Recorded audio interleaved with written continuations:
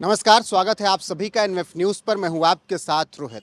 पहलगाम में आतंकियों ने धर्म पूछा और उसके बाद हिंदू धर्म के लोगों को मार दिया। 16 लोगों की मौत हुई, जिसमें 15 हिंदू धर्म के लोग थे। ना जाति पूछी ना कुछ और, सिर्फ धर्म पूछा और जान ले ली, जो कि ये बताता है कि ये जिहाद था। और अब इसी के खिलाफ आवाज़ उठ रही है। सोशल मीडिया पर लोग तमाम तरीके के बयान दे रहे हैं। कहा जा रहा है कि धर्म पूछकर कैसे किसी को मारा जा सकता है।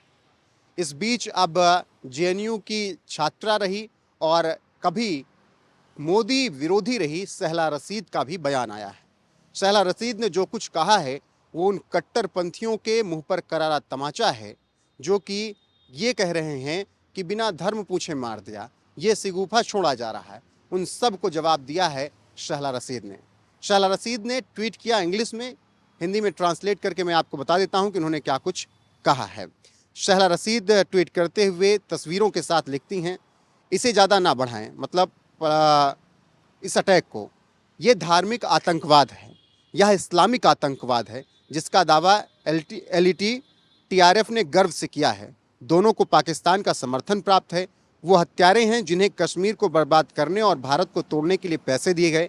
भारतीय सेना बचाव के लिए आई है। हाँ, ये ट्वीट सहला रशीद का है और उन्होंने साफ तौर पर कहा कि ये इस्लामिक आतंकवाद है, ये धार्मिक आतंकवाद है और इन सब ने पाकिस्तान से पैसा लेकर भारत में, कश्मीर में दहशतगर्दी फैलाने का ठेका ले रखा है।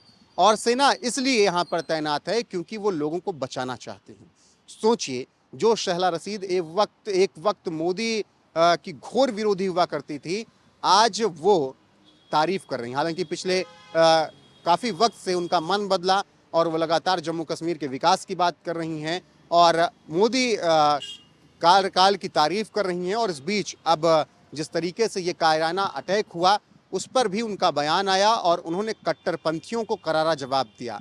जो लोग दोष मढ़ रहे हैं एक दूसरे पर, उन सबको करारा जवाब दिया और कहा कि ये धार्मिक आतंकवाद है, ये इस्लामिक आतंकवाद है, जो कि पाकिस्तान से फंडेड हैं। और टीआरएफ, जो ये टीआरएफ एलईटी जो हैं, ये सब पाकिस्तान से फंडेड हैं और भारत में दहशतगर्दी फैला रहे हैं। तो सहला रशीद के इस बयान से आप अंदाज़ा लगाइए कि किस तरीके से अब धार्मिक आतंकवाद बढ़ रहा है, इस्लामिक आतंकवाद बढ़ रहा है। अब सहला रशीद ने ये क्यों कहा? दरअसल जो 16 मारे गए लोग जो पर्यटक थे, उनमें से 15 हिंदू थे और कहा जा रहा है कि उनकी पैंट उतरवाई गई, उन्हें चेक किया गया, उनका धर्म पूछा गया और फिर उन्हें मार दिया गया। इसी तरीके से 1, 2, 3 नहीं, 15 लोगों को मारा गया। ऐसे में जैसे ही ये बात निकल कर सामने आई, कहा जाने लगा कि ये धार्मिक आतंकवाद है। वही बात अब सहला रशीद कह रही हैं।